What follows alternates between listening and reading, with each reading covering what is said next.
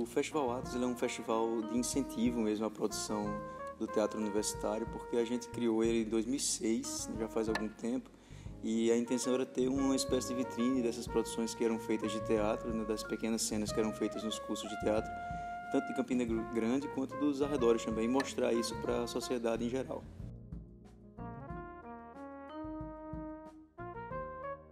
O festival surgiu em 2006 com a minha turma de graduação. No caso, a gente estava montando alguns espetáculos na época e não tinha esse espaço do teatro mesmo para mostrar. A gente apresentava as peças dentro do DART, né, da Unidade Acadêmica de Arte e Mídia. E a gente montou essas primeiras peças em 2005 e a ideia foi em 2006 construir um pequeno festival ainda dentro do curso de Arte e Mídia, onde a gente pudesse mostrar de novo essas peças, a gente trazer de novo essas peças e chamar a comunidade em geral, né? Abrir para Campina Grande inteira, se quisesse ir.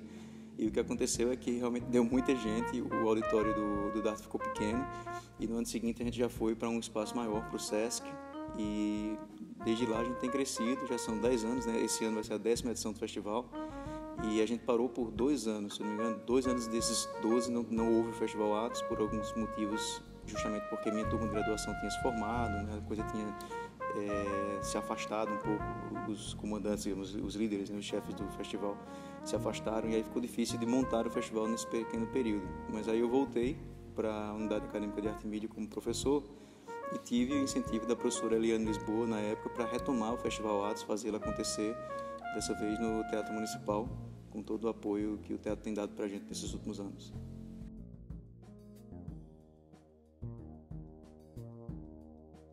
A ideia do festival, justamente como ele nasceu de uma universidade pública, é a gente fazer um festival também que tenha um acesso gratuito e a gente possa levar esse pouco de cultura, né, de pensar teatro que a gente fazia dentro da Unidade Acadêmica de Arte e Mídia para Campina Grande em geral, para que as pessoas pudessem ver o que era produzido dentro da universidade. Então é muito acessível porque a gente tem palestras, a gente tem oficinas e tudo é gratuito. Quando no máximo que a gente faz também em algumas oficinas é cobrar quilo de alimento e tal, que vai ser doação cedida para o banco de alimentos do SESC geralmente. E é um festival que todo mundo pode ter acesso com toda certeza.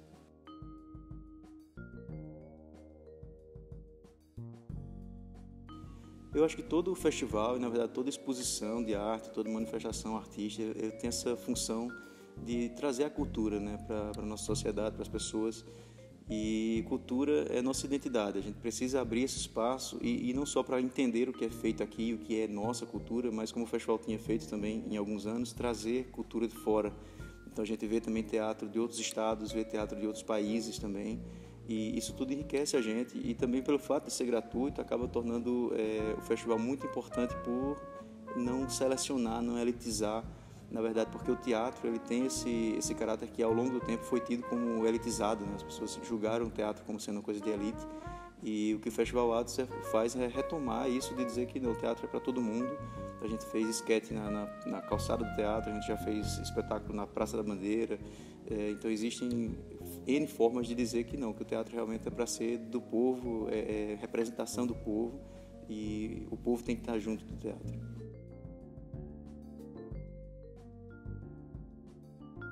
A gente trabalhou muito tempo com tentativas de inovação com tecnologia, né, dentro do Festival Atos, e a gente inovou no sentido de trazer também oficinas diferentes voltadas à tecnologia, tentando aliar essa coisa da modernidade com os espetáculos e mostrando que é possível fazer espetáculos com ousadia tecnológica, digamos assim. E esse ano a gente vai sentar ainda, na verdade a gente está entrando no cronograma de planejamento do festival para definir o que é que vai ser o Festival Atos 2018, já que esse ano é um ano especial para a gente, que a gente comemora 10 edições do Festival Atos. Então, talvez surjam também outras propostas, não sei se necessariamente ligadas à tecnologia, mas até em termos de programação mesmo, de oficina, de palestra, tem muita coisa boa que pode vir aí nos próximos meses.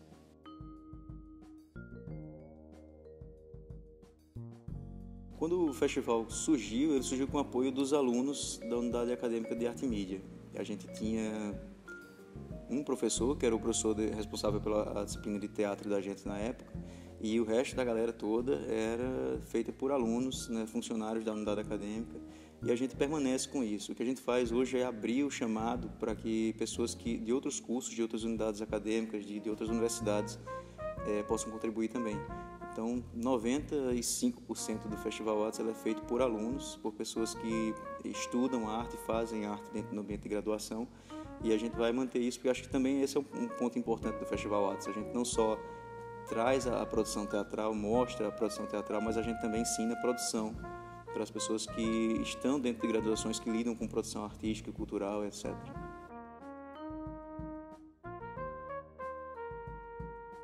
A gente está começando agora a montar esse cronograma do Festival 2018, mas a intenção é que nos próximos meses, ou até mesmo nas próximas semanas, a gente já comece a fazer chamadas para a galera que tem interesse de participar, de contribuir com o festival e viver o Festival Artes, que eu acho que esse é um diferencial para todo mundo que já passou pelo Artes, é ver a produção artística por um outro lado, né? Não aquele lado de quem está sentado na cadeira assistindo, aproveitando o espetáculo, mas aquele lado da galera que está suando, indo atrás de transporte, de alimentação, de viabilizar os ensaios, os espetáculos. Isso é muito rico para quem trabalha, né? Principalmente para alunos que são de comunicação, de arte, de cinema, etc. Todo mundo aprende a produção artística e como isso é penoso e ao mesmo tempo prazeroso de fazer.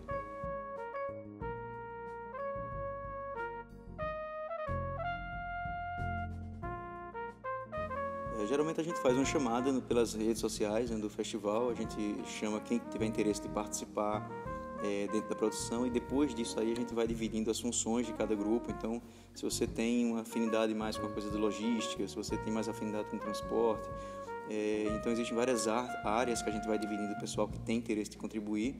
E em relação aos espetáculos que vêm, a gente geralmente lança um edital de chamada, né? Depende muito também das condições de apoio, de patrocínio do festival a cada ano. Então a gente não sabe se, por exemplo, vai abrir para que pessoas de outros estados venham ou se vai ser uma coisa mais local, porque sempre depende das possibilidades de apoio que o festival vai ter. Então a gente tem que saber primeiro quanto a gente tem para oferecer antes de chamar espetáculos de fora. Mas geralmente é assim, a gente abre editais e chama o pessoal tanto para trabalhar quanto para apresentar suas obras, né, suas peças.